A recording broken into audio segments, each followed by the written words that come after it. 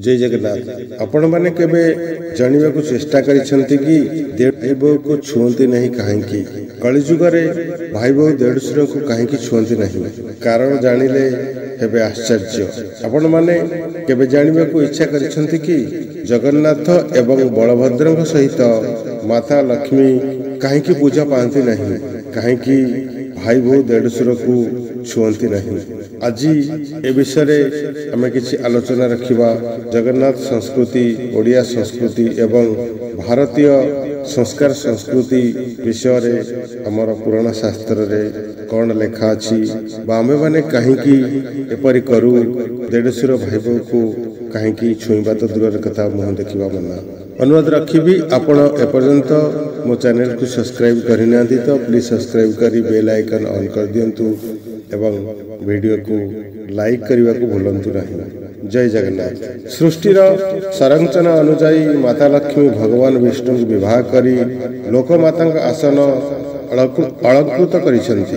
बलभद्र श्री जगन्नाथ बड़ भाई होई थिबारु बलभद्र माता लक्ष्मी का देढसुर अटंती। श्री लक्ष्मी पुराण रे बलराम दास वर्णना करिसंती जे कलिजुग रे सबु बड़ भाई सान भाई पत्नी देढसुर अटंती। देढसुर को छुईबा को बारण रही। एमिति कि बड़ देउल रे बलराम को मंदिर महालक्ष्मी को मंदिर ठारू अनति दूर रे रही। तबे एहार कारण विशेष तृतीया जुगर श्री राम को कहानी सहित संयुक्त अटे। श्री राम भाई लक्ष्मण एवं माता सीता को कहानी सहित किपरि कनेक्टेड अछि आसंतु जानिबा। सेथिरे वर्णित लक्ष्मण चरित्र सेवा एवं बलिदान प्रतीक अटे। निद्रा देवी को निद्रा अर्पण करी पूरा वनवास रे राति रे न सोई से निज भाई रामचंद्र एवं भाउज माता सीता को प्रहरा देइथिले। से वनवास समय रे राति रे केबे सोई नथिले।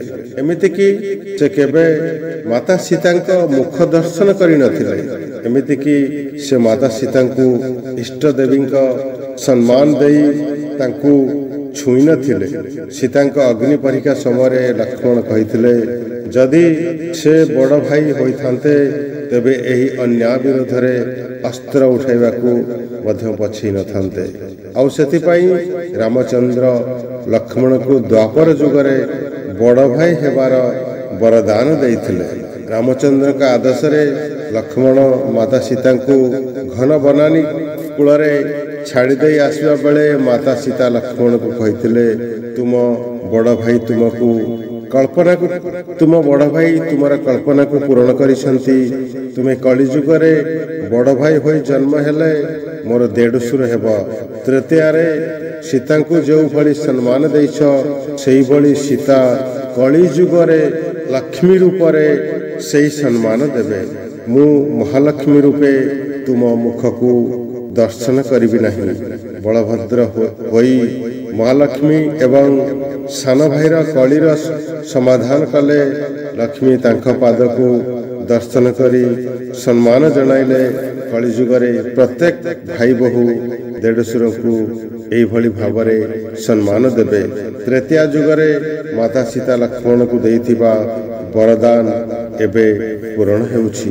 तेणु आज कलिजुग रे जगन्नाथ श्री मंदिर रे माता लक्ष्मी जगन्नाथ सहित उपविष्ट नुहंती। जगन्नाथ बलभद्र एवं भौणी सुभद्रा विराजमान अछंती।